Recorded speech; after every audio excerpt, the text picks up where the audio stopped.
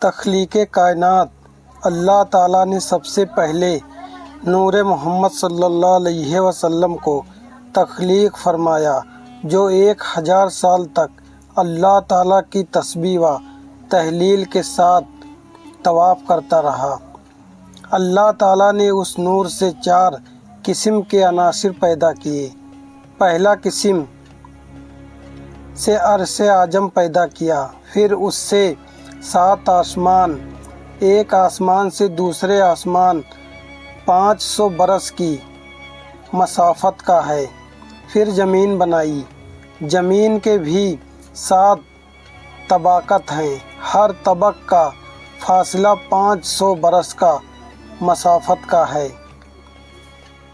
دوسری قسم سے قلم بنایا، پھر لوہا بنایا، پھر قلم کو حکم دیا کہ لکھ بسم اللہ الرحمن الرحیم۔ قلم نے بسم اللہ الرحمن الرحیم کے بعد کہا اب کیا لکھوں؟ حکم ہوا لکھ لا الہ الا اللہ۔ قلم نے لکھنا شروع کیا، 1000 سال تک لکھتا رہا۔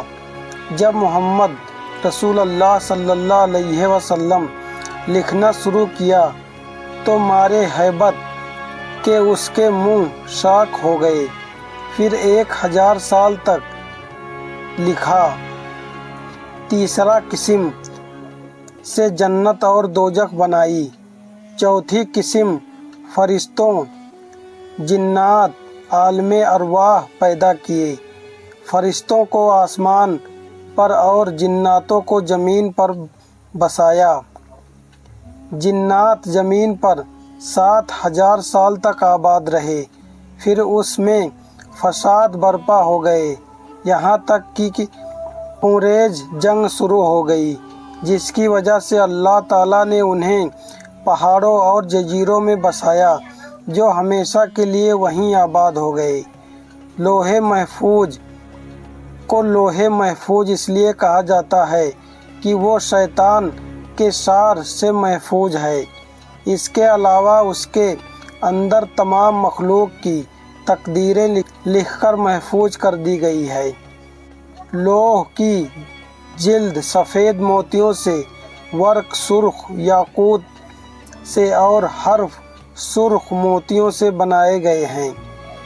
وہ 7 آسمان پر موکل ہیں۔ اس کی لمبائی 700 برس اور چوڑائی مشرق سے مغرب تک کی مناسبت کی گئی ہے۔